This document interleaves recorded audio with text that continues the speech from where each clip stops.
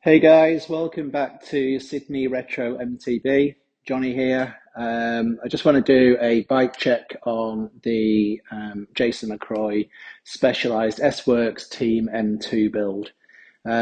This is most probably the most famous bike that Jason is actually known for, in all fairness. It was featured in the NBUK Dirt film, which was produced by Pete Tompkins, Mr. Crud, who did the Crud capture and all of the products.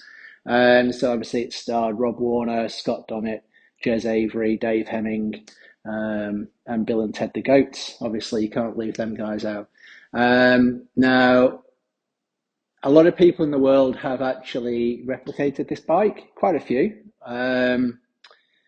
Until this build, there was basically one guy, there is one guy, Mr. JP over in the UK. Super nice guy. Always has the bike at the Malverns to put it alongside Jason's actual bike. Um, John's bike basically is about 95% accurate, which obviously is just it's unbelievable. John was basically the first person in the world to actually do the replica of the bike, and a few people have followed on from that. But John, yeah, to date, he was the most accurate builder of this replica bike in the world. Um, I basically reached out to John because I saw him posting all these pictures on Facebook, and he very, very kindly helped me out with, okay, this is what the bike actually needs. We were zooming in on pictures and kind of helping each other to upgrade parts, looking through, MBUK magazines to like zoom in on pictures, and then obviously to try and relate to the actual original bike as well. So John's been a massive driving force through actually me building this. He's been so helpful, it's unbelievable. So obviously I'm over in Australia, John's in the UK, and like I say, he does go to the Malverns most years. So please go out, check out his bike there because it is just an amazing, amazing build. Um, he let me into a bit of inside info, which is kind of common knowledge in the UK, that Neil, who owns Tora Cycles, go and check out Tora, kind of Brooklyn Machine Works, downhill rebuilds. Steve Gill rides for them. But yeah, basically that's Neil's new project. And Neil actually bought the M2 and the FSR off Jason's parents. So he actually does have Jason McRoy's bikes. Now, I don't know Neil from Adam, but back in the day, I think it's 2019, 2020, I reached out to him on Instagram and I said, hey, mate, I want to build this bike up. I know John's had a bit of an insight, but could you take pictures of every single part? And for certain things, I would like some measurements.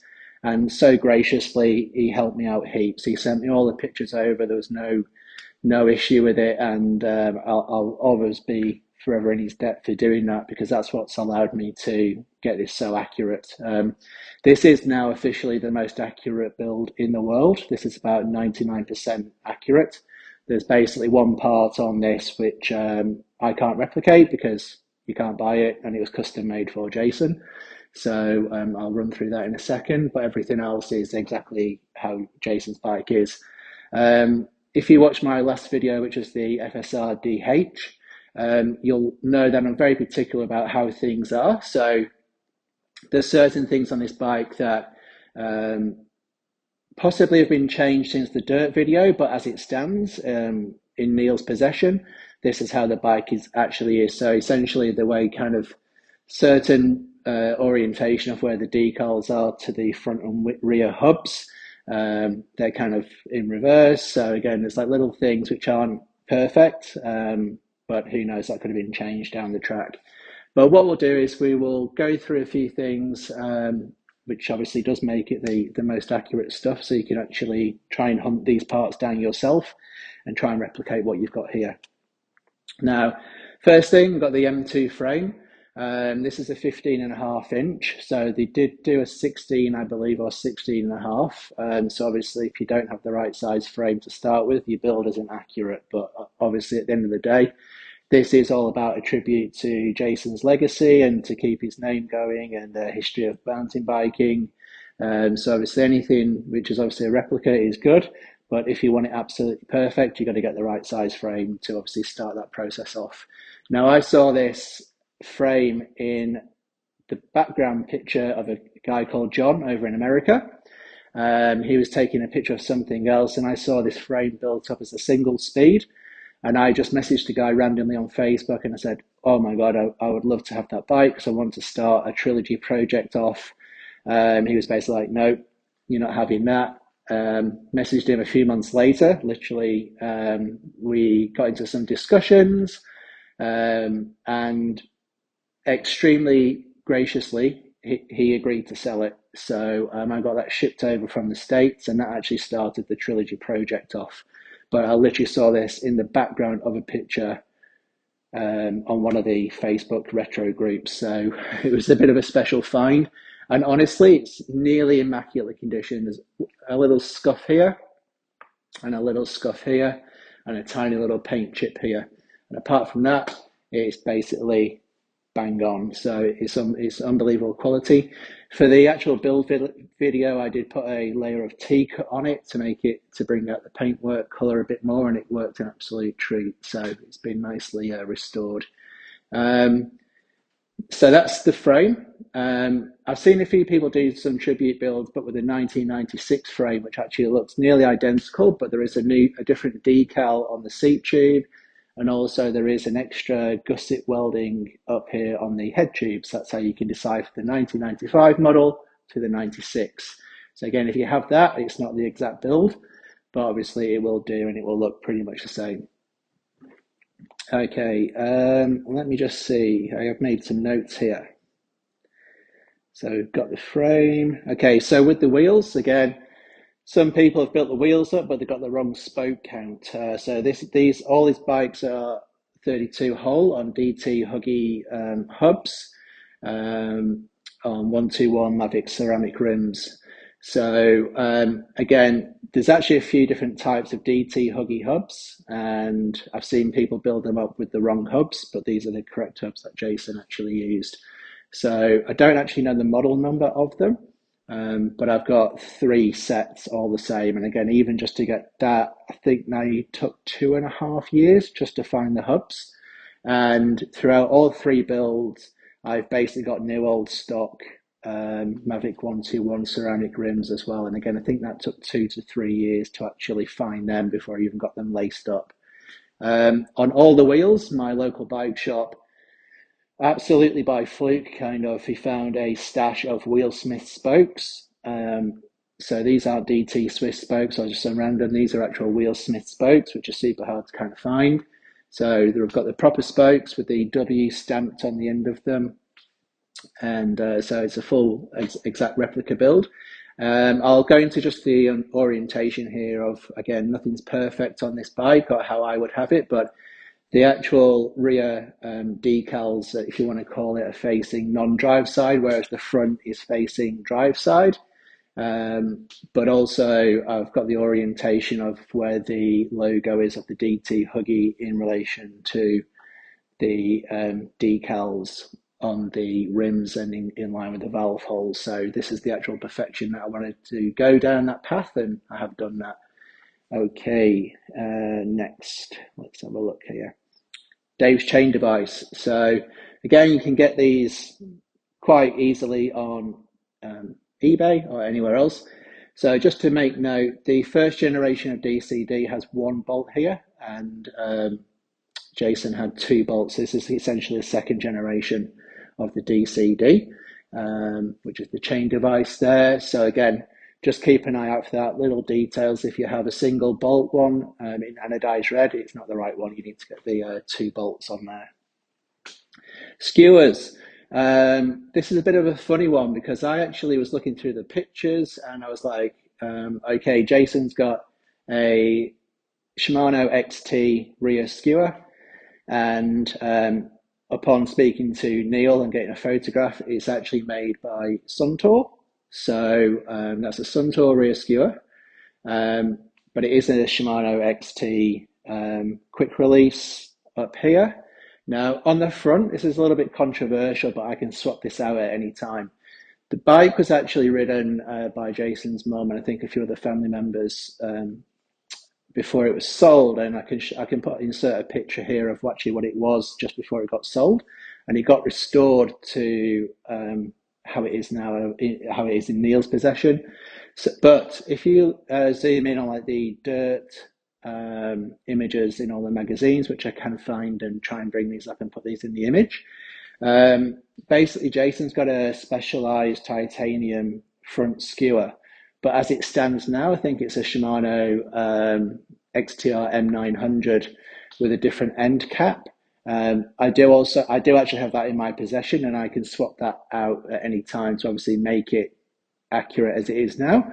But I've actually put this skewer on because that's how it was actually in the dirt video.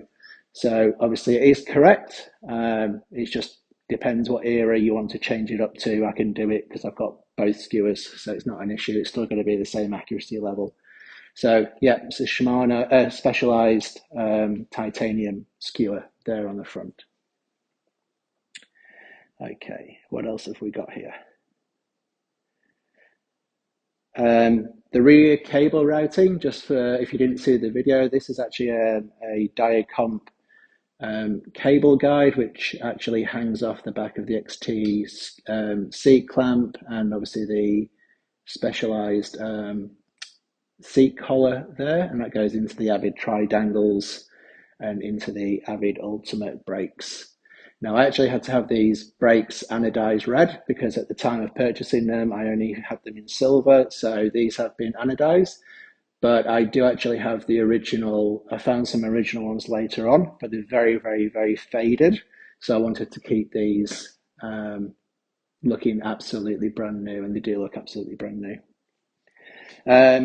This is something that, again, with that 99% accuracy, Jason had the Aonic stem. Now, I believe it might have been about 5 millimeters longer than this, which wasn't a stock part. It was custom made for Jason. And also, as well, if you look at the photos that is on the Vital MTB page, I did a full spec list of every single part on there. So I'll put a link in the description below. That bike actually, well, this bike actually got another Vital MTB bike of the day. I think that's my 7th now. So thank you guys for putting that up for bike of the day. But you'll see the pictures, and I'll insert that into the video now. Basically, it doesn't have the shorty writing, so you had the Aonic shorty underneath. Now, the way that I achieved this effect is I got some really tough sticky tape. I don't know, it might be on like electrical tape, and he essentially did like a waxing of the logo to match Jason's bike. So again, it's all the little details that some people haven't done on their builds, but that's why, yeah, he doesn't have the writing underneath the pyramid, which is on there. But that's the other thing as well is you'll see in my other videos I've mentioned this. So Jason had 3-inch riser bars. You can't buy them. These are just 2.5-inch. You could buy some cheap bars from overseas, no branded 3-inch, and then put some decals on, which a couple of guys in the UK did. That is a great alternative, but I was happy to have this 1/2-inch lower rise, but actually have them as Aonic new old stock bars. So the actual 1% of me not getting this right is actually to do with the height of the bars, but they were custom for Jason apparently, so I can't get them.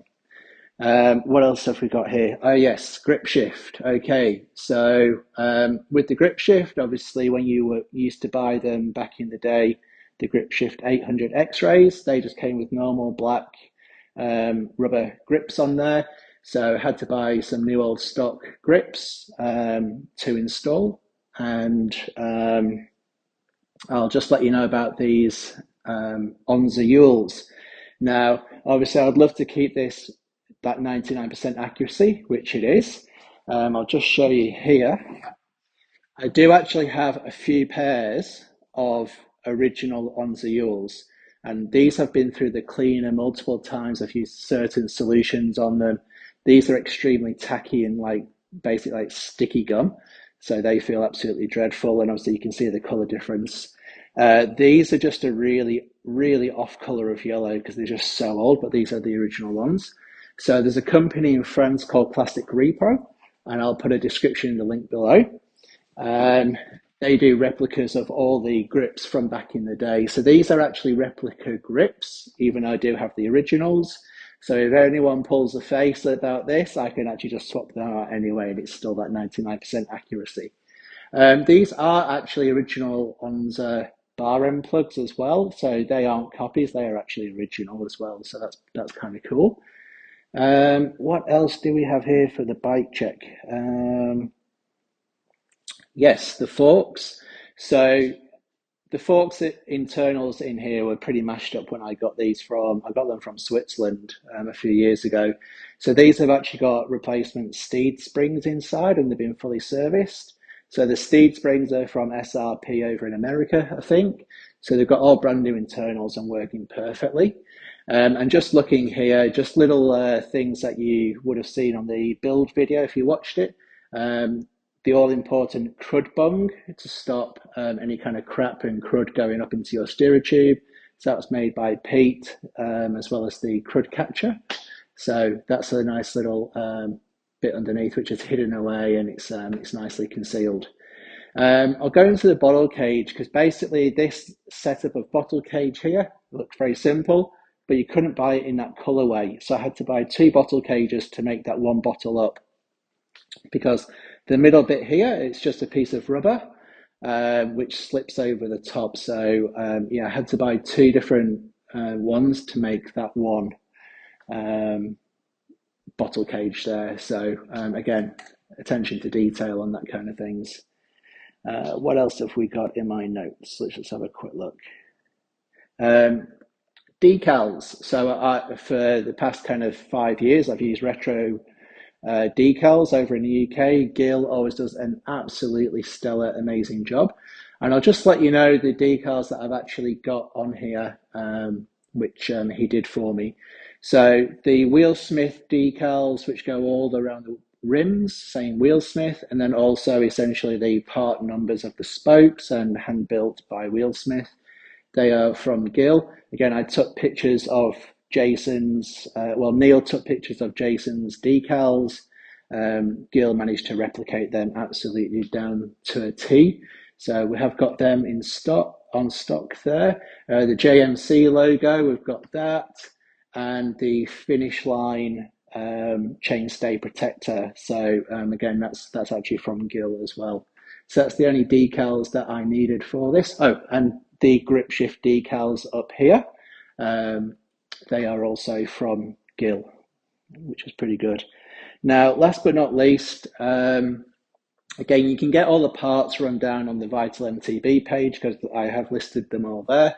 But just for anyone's interest, if you are interested, I'll just let you know actually what is new old stock parts and NIB, so new in box, which is basically also new old stock as well. So the seat post is new old stock. Now the seat post is actually really, really hard to find. It's made by Nitto, which is still around. But basically it's got the Specialized logo embossed in here, even though it's a Nitto post, but it's actually a new old stock post. Super hard to find, but I managed to get one. Okay, so we've got the seat post, we've got XTR titanium crank bolts, Shimano XT quick release, that is new old stock. The tires, the Team Master and the Team Control, they are new old stock. By the way, this is a part that some people get caught out with because they did make a 1.9 version in this. These are 2.0. So again, if you have the wrong width of tire, it's not exactly right. So make sure you check that out.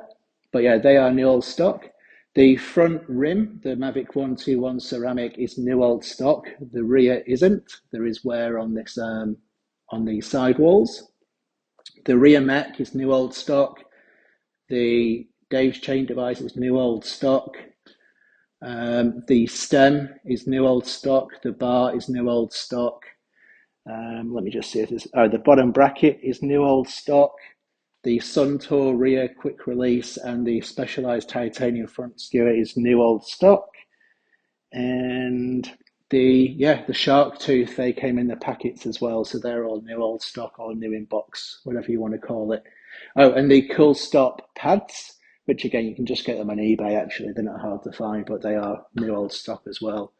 So yeah, it's the whole bike is basically new old stock, to be honest, and everything else that isn't is in immaculate condition. So it is museum quality. It's actually in better condition than Jason's bike, to be honest.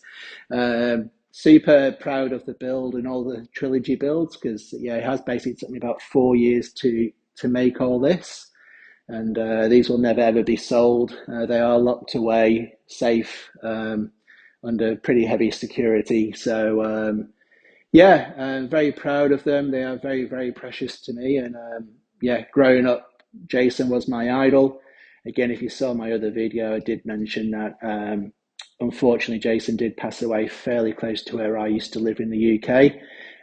We often, after his passing, we often used to plan our rides and cycle past the shrine that they have got there.